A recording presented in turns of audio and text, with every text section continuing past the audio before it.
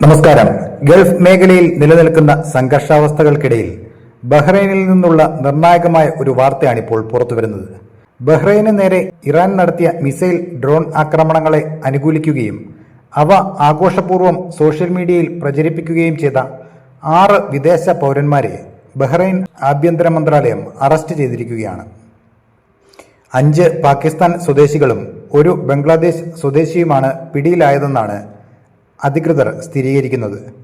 കഴിഞ്ഞ ദിവസങ്ങളിൽ ബഹ്റൈനിലെ വിവിധ സൈനിക സിവിൽ കേന്ദ്രങ്ങളെ ലക്ഷ്യമിട്ട് ഇറാന്റെ ഭാഗത്തുനിന്ന് രൂക്ഷമായ ആക്രമണങ്ങൾ ഉണ്ടായിരുന്നു.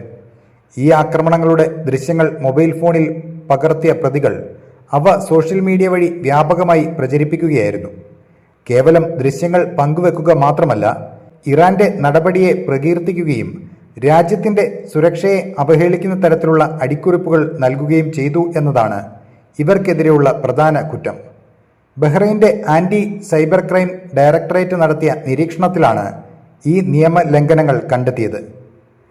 രാജ്യത്തിനെതിരായ ആക്രമണങ്ങളിൽ അനുഭാവം പ്രകടിപ്പിക്കുന്നത് കടുത്ത രാജ്യദ്രോഹമായും സുരക്ഷാ ലംഘനമായുമാണ് ബഹ്റൈൻ സർക്കാർ കാണുന്നത്. തെറ്റായ വിവരങ്ങൾ പ്രചരിപ്പിക്കുക വഴി പൊതുജനങ്ങൾക്കിടയിൽ ഭീതി പടർത്താനും രാജ്യത്തിന്റെ സൈനിക നീക്കങ്ങളെ ബാധിക്കുന്ന തരത്തിൽ തന്ത്രപ്രധാനമായ ഇടങ്ങളുടെ ദൃശ്യങ്ങൾ പുറത്തുവിടാനും ഇവർ ശ്രമിച്ചതായി ആഭ്യന്തര മന്ത്രാലയം പ്രസ്താവനയിൽ അറിയിച്ചു. പിടിയിലായ 6 പേരെയും നിലവിൽ പബ്ലിക് പ്രോസിക്യൂഷന് കൈമാറിയിരിക്കുകയാണ്.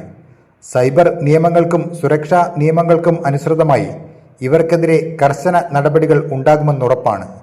അതോടൊപ്പം തന്നെ ഇത്തരം പ്രതിസന്ധി ഘട്ടങ്ങളിൽ ഔദ്യോഗികമായ വാർത്തകൾ മാത്രം വിശ്വസിക്കണമെന്നും ഉറവിടമില്ലാത്ത വീഡിയോകളോ തെറ്റായ വിവരങ്ങളോ പ്രചരിപ്പിക്കരുതെന്നും ബഹ്റൈൻ ഭരണകൂടം കർശന നിർദ്ദേശം നൽകിയിട്ടുണ്ട്.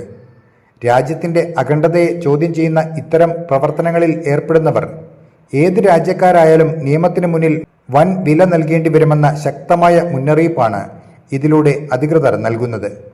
മേഖലയിലെ സമാധാന അന്തരീക്ഷം വീണ്ടെടുക്കാനുള്ള ശ്രമങ്ങൾ തുടരുന്നതിനിടയിൽ ഇത്തരം സംഭവങ്ങൾ ഗൗരവത്തോടെയാണ് ബഹ്റൈൻ എന്ന രാജ്യം നോക്കിക്കാണുന്നത്. അപ്പോൾ മറ്റൊരു വാർത്തയുമായി വീണ്ടും കാണാം.